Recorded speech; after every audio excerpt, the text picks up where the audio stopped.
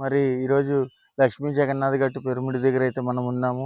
పత్రిజీ సేవాదళ ఆధ్వర్యంలో మరి ఘనంగా బుద్ధ పౌర్ణమి వేడుకలు జరుగుతున్నాయి కాబట్టి మనం ఈరోజు ఇక్కడికి విచ్చేసాము.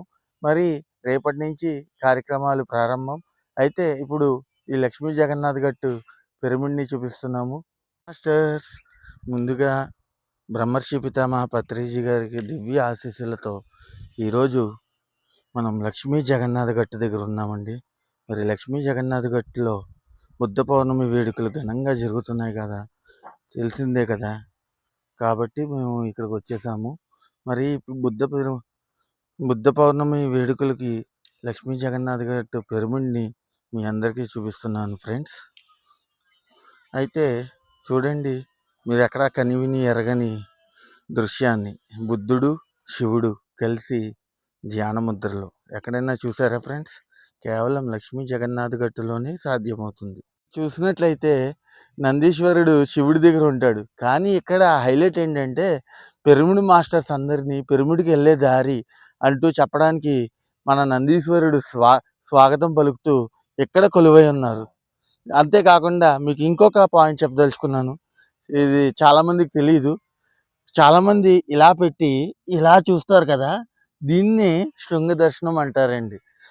దీన్ని ఎందుకు శృంగ దర్శనం అన్నారంటే, మనలో అహంకారం ఉంటుంది, లేకపోతే ఈర్ష్య ద్వేషాలు ఉంటాయి. అవన్నీ నందీశ్వరుడి దగ్గరికి వచ్చి లొంగిపోవడం కోసం ఇలా మనం చూస్తాం అన్నమాట. అందుకే దాన్ని శృంగ దర్శనం అని అన్నారు. అలాగే మరి చూడండి, చక్కగా ప్రకృతి ఎంత బాగుందో. పచ్చని చెట్లతో, మంచి మంచి మొక్కలతో చక్కగా కొలువై ఉంది.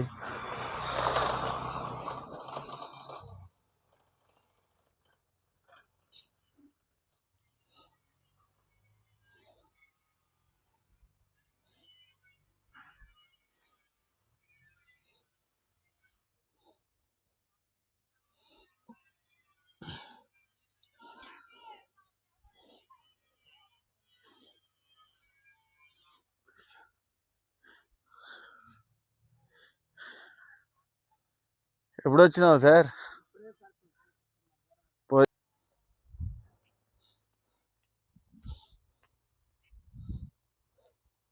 ప్రతి ఒక్కరు కూడా చక్కగా ర్యాంప్ వేశారు. ఇక్కడ హ్యాపీగా హైలైట్గా అవుతుంది.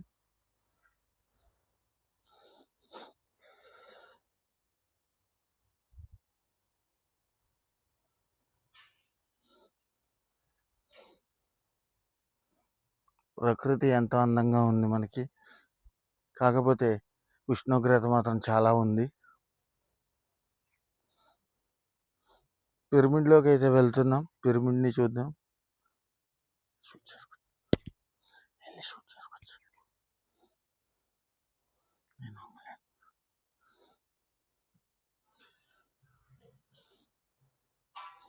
చూస్తుంటే పిరమిడ్ కూడా చాలా బాగుంది అనిపిస్తుంది కదా.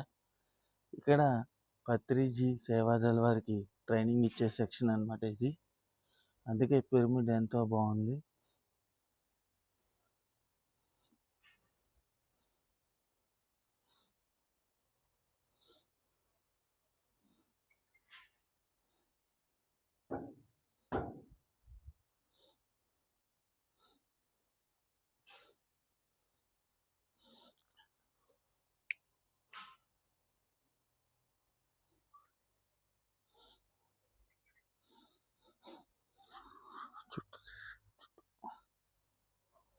ఈ చుట్టూ చూడు,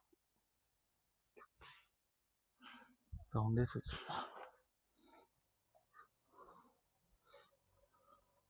పిరమిడ్ అయితే చూసాం. చుట్టుపక్కల కూడా చూద్దాం. చాలా బాగుంది.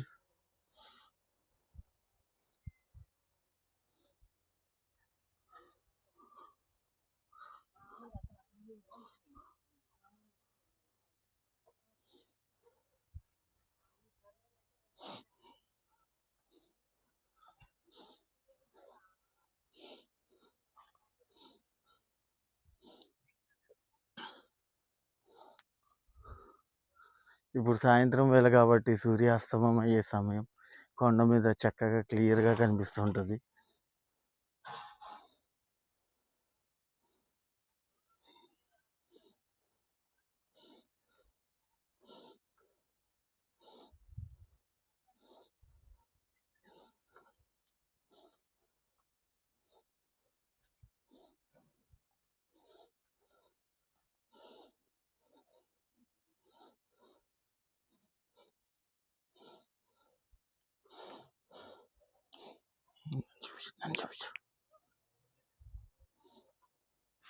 చూసారు కదండీ పిరమిడ్‌ని ఎంత అందంగా ఉందో.